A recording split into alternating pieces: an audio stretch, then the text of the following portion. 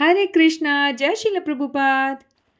अर्जुन जी ने श्री कृष्ण को अपने रथ की बागडोर तो दे रखी है, परंतु अभी अपने मन की बागडोर उनको नहीं दी है।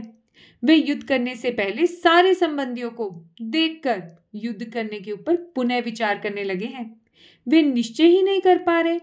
वे युद्ध न करने के कारणों को भगवान श्री कृष्ण को बता रहे हैं। वे चाह रहे हैं कि किसी तरह भी हो सके तो ये युद्ध रुक जाए। अब वे आगे कई और कारणों को भगवान श्री कृष्ण के आगे रख रहे हैं। तो चलिए फिर से चलते हैं और समय यात्रा करते हैं। और लीजिए, हम पहुंच गए अर्जुन जी के रथ के पास। और हाँ, आज श्री कृष्ण को भोग में कुछ मीठा जरूर अर्पित करें। आज हम 36वां श्लोका करेंगे। 36वां श्लोका। पापमेवाश दस्मान हत्वैतानातिथीयनः तस्मानार्हा वयं हन्तुं धार्तराष्ट्रान् स बान्धवान् स्वजनं हि कथं हत्वा सुखिनः स्याम माधव। अर्थात यदि हम ऐसे आतताइयों का वध करते हैं तो हम पर पाप चढ़ेगा। अतः यह उचित नहीं होगा कि हम धृतराष्ट्र के पुत्रों और उनके मित्रों का वध करें।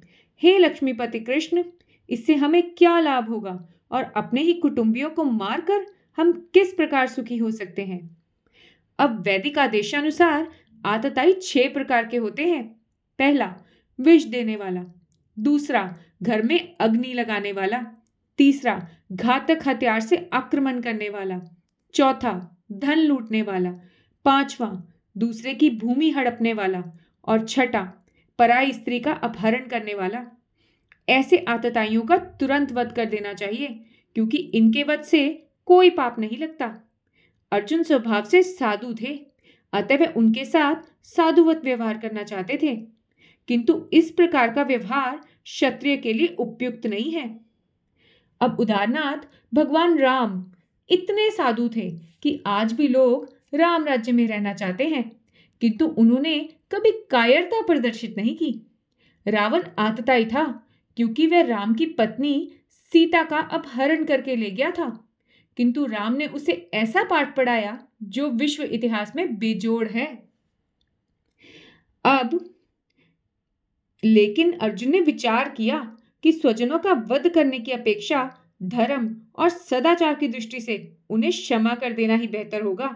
वे श्री कृष्ण को यह बता रहे थे कि जब सारा राज्य और उससे प्राप्त सुख स्थायी नहीं है तो वे स्वजनों को मारकर अपने जीवन और शाश्वत मुक्ति को संकट में क्यों डालें।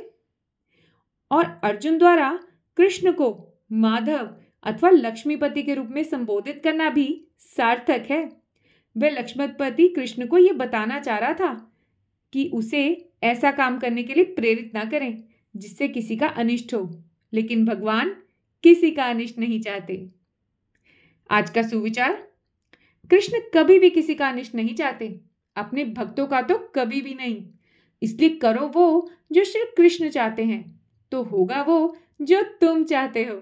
इसलिए जपते रहिए, हरे कृष्ण कृष्ण कृष्ण हरे हरे, हरे राम राम राम हरे हरे, और खुश रहिए।